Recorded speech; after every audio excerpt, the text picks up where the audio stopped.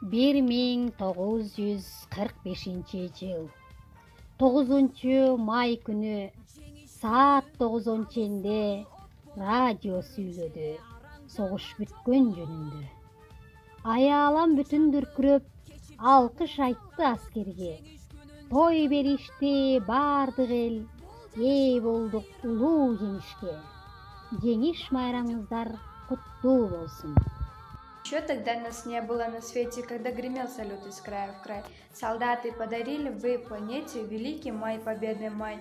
Еще тогда нас не было на свете, когда с победой вы пришли домой. Солдаты, моя слава вам навеки от всей земли, от всей земли. Благодарим вас, солдаты, за жизнь, за детство и за весну.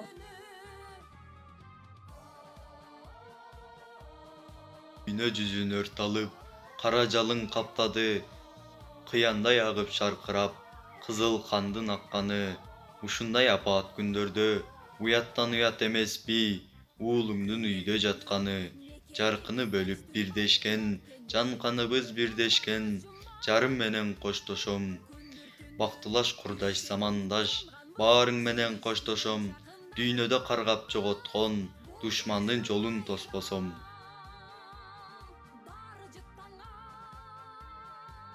Майский праздник, День Победы, отмечает вся страна.